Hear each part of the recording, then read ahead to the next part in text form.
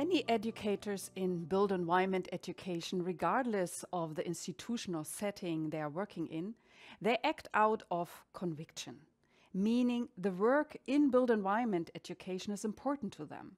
They enjoy teaching, they experiment with different methods.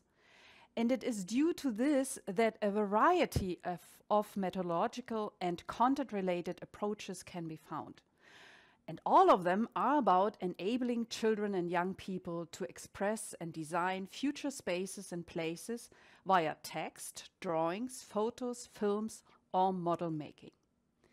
In this session, we want to give you an introduction and an overview on built environment education methods. Many methods presented here, I would say all of them, are based on a practice of doing built environment education for more than 10 years with my colleagues from the nonprofit organization JAS, Jugendarchitektur Stadt. But they're also inspired and co-authored by many colleagues nationally and internationally. And we also want you to explore methods and teaching material beyond this presentation, and I will especially highlight material that is available open access. As a start, if looking for categories how to sort available methods on built environment education, one could go by, for example, thematic focus, so looking for methods that deal with aspects of architecture like color, shade, light, construction or building material, or urban development issues like housing, vacancy, and voids in the city or urban agriculture. You also could go by age group or duration of activity if you have a one-day workshop planned or just an hour to fill. As for this presentation, I choose a sorting of method that represents the essential steps done in planning, designing, and implementation of changes in spaces and places, or designing of any other objects. First of all, it is the step of analyzing and exploring objects, places, and spaces. Secondly, it's about fantasizing and testing out different ideas. The third step is the designing phase and the developing of the favorite designs in drawings, collages, and models. And in the end, the fourth step is communicating and presenting the results to peers and a wider public.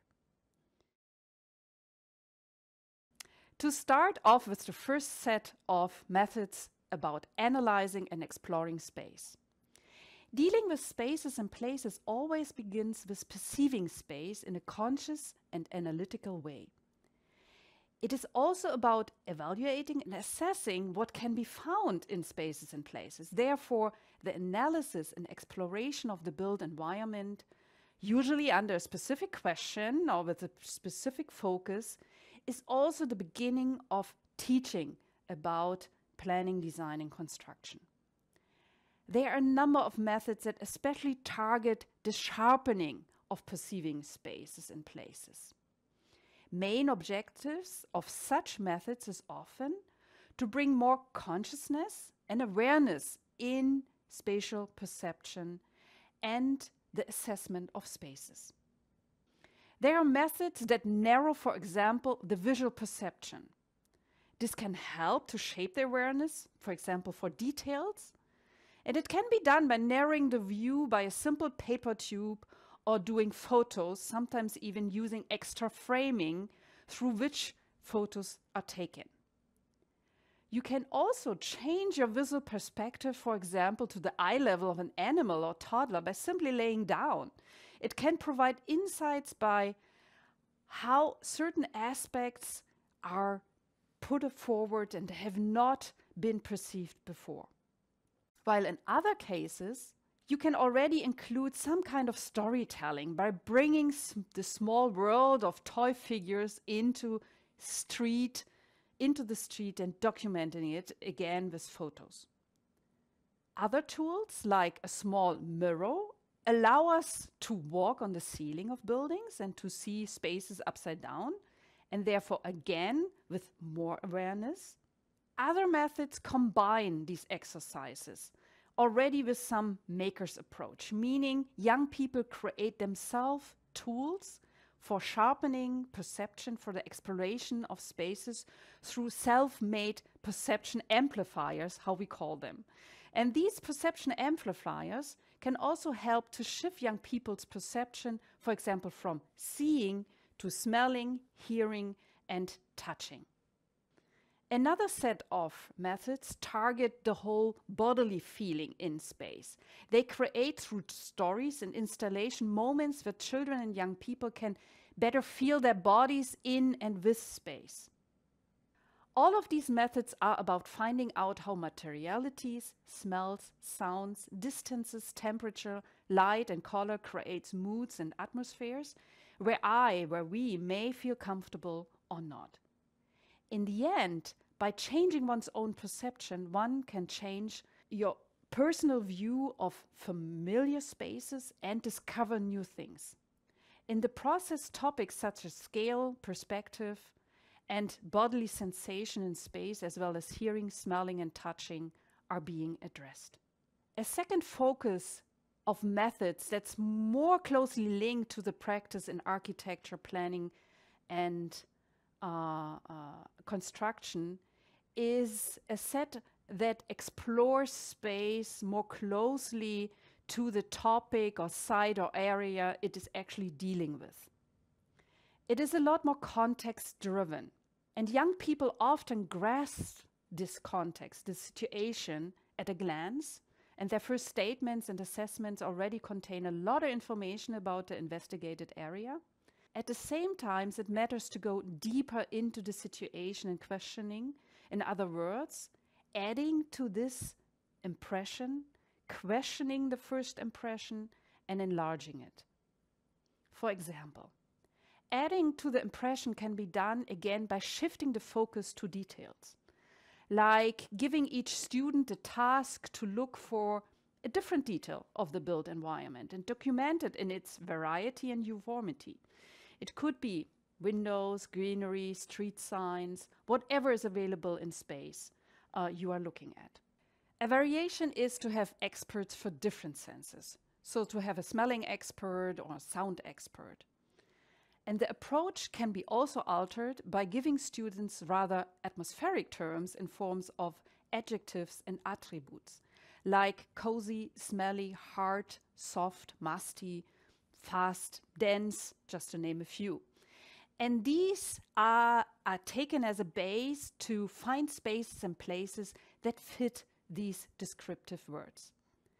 As some of these methods work well with young children, with teenagers, the exercise of art view proved to be working even with adults and university students.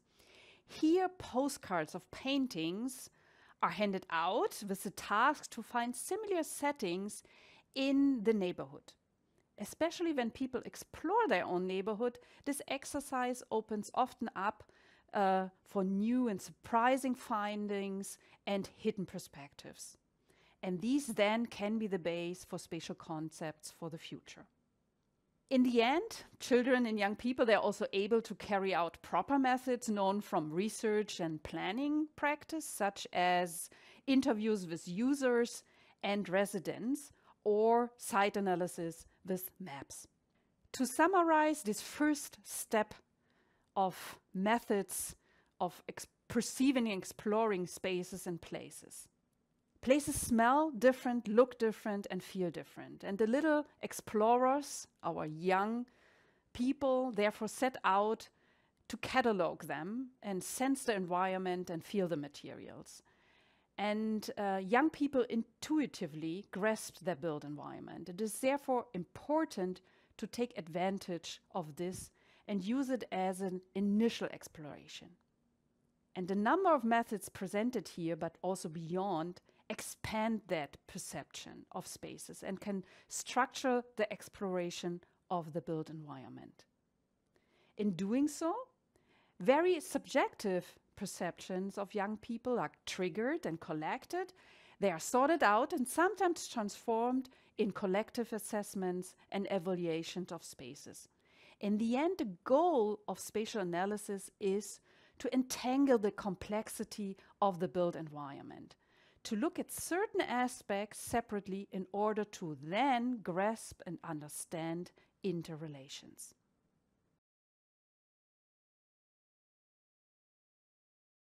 The second step is about leaving the step of analyzing spaces and finding things we like and what we want to change towards developing exactly ideas for such change.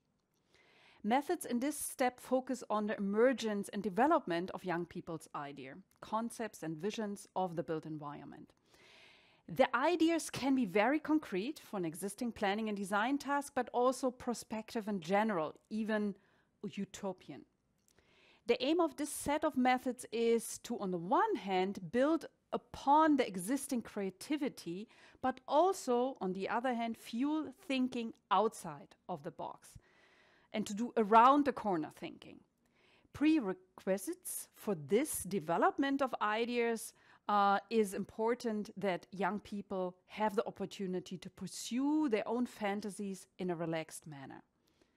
But this process is to be supported by experimental methods such as performative changes and the observation of them, and on the other hand, by very imaginative exercises for finding ideas.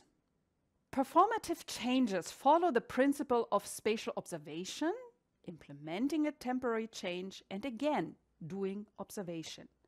To change and to observe means to set out a journey. To give an example, as part of the advanced spatial analysis phase, a walk was done with a lightweight red sofa by the young people to explore the case study area. The sofa is placed in certain places about who they want to talk, and the interviewer takes a seat on the sofa and asks a team member to join them. And in such a performative setting, different spatial qualities and ideas for changes are discussed. And sometimes, in other cases, it's even necessary to close down a street and to place the workshop of idea collection on this closed down street. And the closure of the street does help to analyze the gains and the loss of such closure and to imagine how the space of a street could be used differently.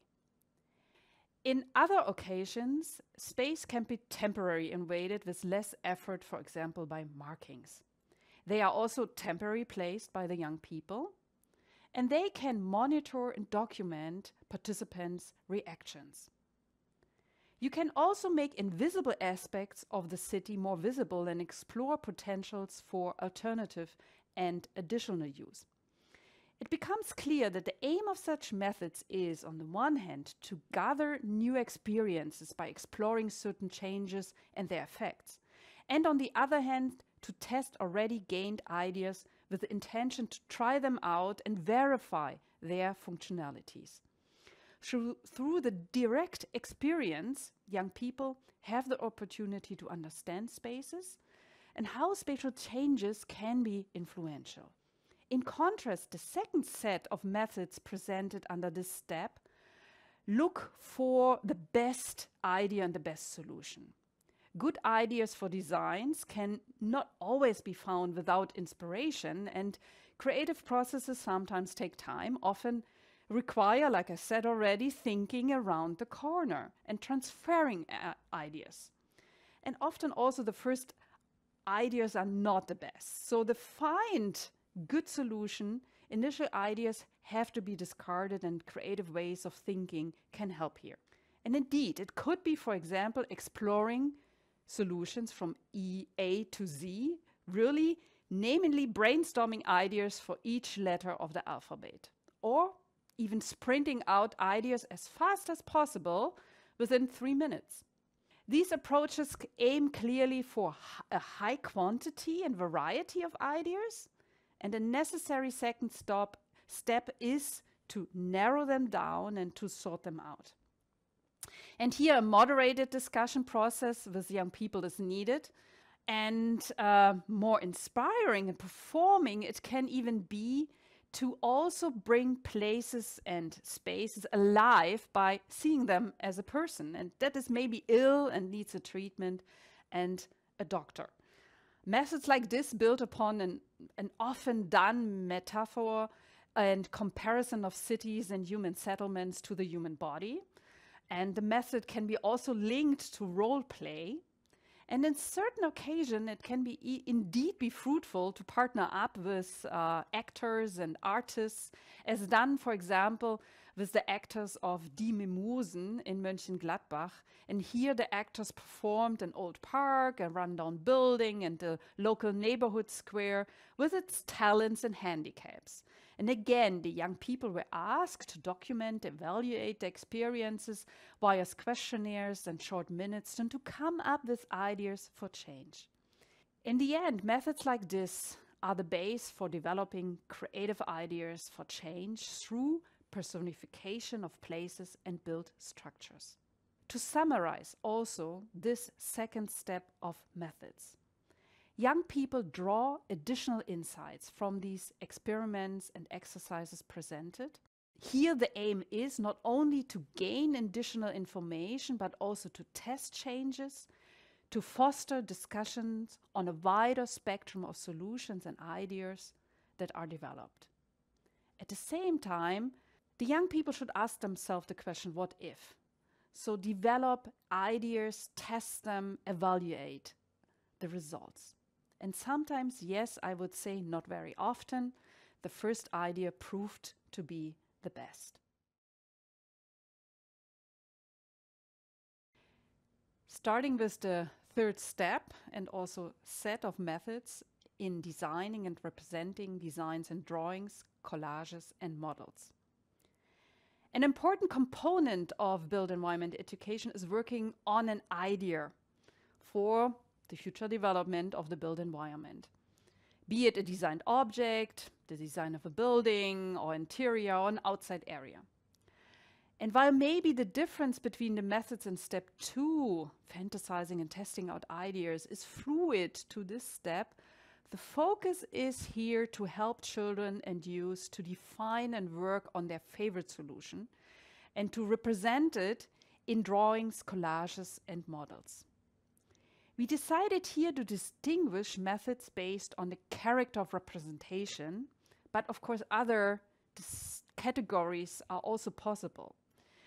We present here methods that are rather based on one side on two-dimensional representations and three-dimensional representations, mostly models.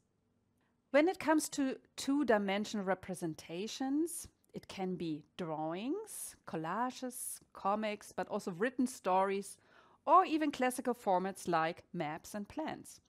And I want to highlight some representations that have proved to work well with children and adolescents in the audience, as in the end, the ideas are to be transported into the public, be it communicated to peers, parents, or decision makers. For example, when doing collages, we favor black and white photographies or printouts as a base. They're easy to read, and young people's transformative ideas are emphasized on such a base. More work, but with great effect, are before and after images, showing the current situation next to the spatial visions for the future. Unusual ideas can be developed as well as imagination stimulated by inventing stories. But it also can be the production of a postcard showing the future. Even comics can be produced by children and youth that describe the future spaces. Young people can not only depict the final stage of an idea, but also could focus on the process or phases of implementation. A good example is a method that is inspired by cooking recipes. Here, recipes for the redesign of spaces are created. And again, there can be an indoor space, such as a classroom, or an outdoor space, such as schoolyard. Young people come up in the first step with ingredients of space, for space, plus some directions how they should be combined. And of course, a recipe needs an illustration. We use the exercise also in a more challenging way. That a group work of team A is a list of ingredients, is handed over to team B that writes up the recipe, and team C is coming up with the illustration. Here, each team can add spices, but has to focus on each step and has to, on the one hand, give over ideas to the next team that then finalizes them. As you note, the exercise focuses on the collaborative development of design ideas, as well as the reflection on ideas of others. It is about letting go your own ideas and think through the ideas of others. And here, this exercise links methodological-wise very much to step 2 presented already. Another example, and here we are actually crossing the limits between 2 and 3-dimensional, is working with games. And here, young people themselves, for example, develop a game by testing existing games and adapting them as an instrument to discuss the future design of a square. Visual material is produced, and the game is then played in public with residents. And here we are already in step 4, communicating results to the public. But let's stay a little more at the step 3 in detailing out ideas via models. Up to today, architects and urban planners build models to express future ideas. But they also use models to develop ideas. Models can be at the scale of an object, a room, a building, a neighborhood, and beyond. It can show interior building spaces, but also urban spaces, networks of relations between places, peoples, as well as abstract ideas, moods, and movements. Often it's even easier for everybody, for the wider public, to understand the model than to read a plan. And also for children and young people, usually model building is by far the most fun activity they like. Nevertheless, it is important that model making is being guided. Model making material should be provided consciously by us educators. Not only for reasons of sustainability, but also for the sake of the children working with that material. They get sometimes overwhelmed with the tools and the sheer amount of options that they can use provided for model making. They need to be able to focus on the content of what they build and what they want to communicate to the others. And therefore, the choice of material needs to be limited and carefully selected. And in my opinion, it has to serve the content, not the activity. Having said this, a city model, as shown here, can be a collaborative product of many children. Here, they focus thematically on different aspects of urban development, like food provision or mobility or spaces for leisure time. And each thematic focus has its own color coding. For example, all implementation in relation to food are built with green colored material. Mobility aspects are built with blue colored material.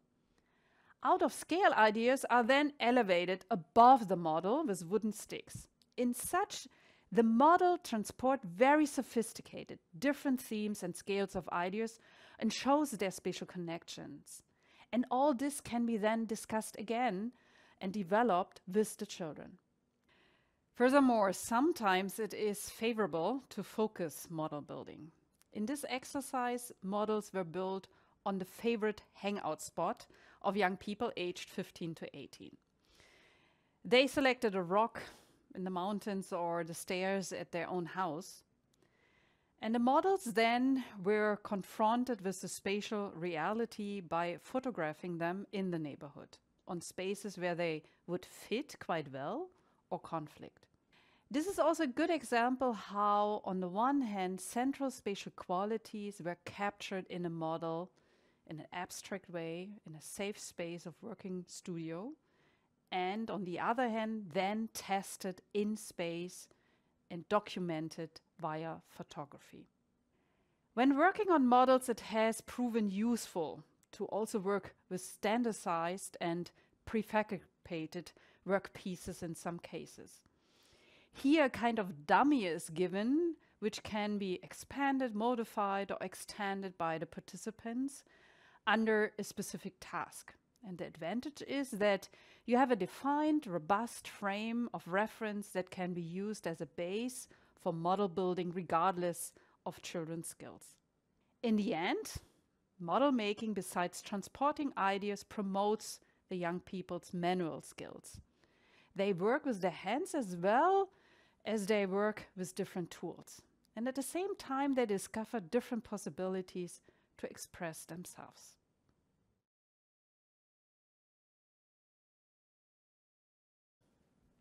Communicating results to the public. Built environment education is primarily about fostering an understanding of the built environment, appropriating it, and forming a transformative view of the world around us. In step 4, we collected methods that highlight the need to express and communicate results and ideas to the wider public. It is about making children and young people's voices heard. Ideas become visible, and there's the possibility that young people get direct reactions to their work. It can be astonishment, questions, and applause that in the end promote motivation and also encourage them to continue their engagement for the built environment and beyond. Examples here are professional setups of exhibitions. In some cases, young people become themselves part of the exhibition as walking buildings. But presenting thoughts and ideas to the public can be challenging. Speaking in front of an audience often takes some effort. One example is the purposeful preparation of slogans and speeches that help young people in that situation. Also, a good rehearsal, a good staging gives young people security and helps them to stand up for their ideas in front of politicians, administrators, teachers, or parents. And young people not only want to make their opinions known, they also want to actively change things in space. Therefore, visible results are needed. These can be of temporary nature. Because of their visibility, they also can turn and steer public discussions. Do we want to build something in this place? What will happen to this place once it's changed? An example is a billboard campaign and a postcard campaign that was done dealing with public spaces and changes needed in the neighborhood. Here, teenagers did a professional photo shooting with a photographer on future uses and designs of public spaces. But results again can be communicated with less investments. It can be also a guided parcours created by the young people through their neighborhood for their peers, parents, and teachers. And needs and ideas for changes can be also made visible by new street signs temporarily placed. More methods could be added, but I want to stress that it is important also to ask young people how to best present and communicate their work. In the end, there is often little time to get feedback from the young people on how they actually liked the built environment education activity. But time for this final reflection should be provided in every activity. And also here it is worthwhile to have a small method at hand how feedback giving can be made easy for our participants. And here, to give one final example, we like to work again with visual material, like, for example, handing out a wide collection of postcards or stickers that kids can select from that relate to their feelings about the activity they just experienced. And they can use the image as a starting point for their comments, but also it works without commenting. Then sometimes young people don't want to talk much in the end. They're exhausted and just happy about the experience. So to take a message home from this last set and step of methods, the overall importance of presenting and communicating results of B activities. Young people have here the chance to develop and train communicative skills that are important when participating in planning, design, and construction of the built environment. It gives young people a say, but also adults, parents, and decision makers get confronted and informed with their ideas. And they have to understand that behind the often colorful drawings and models, there is a lot of serious thinking about spatial development.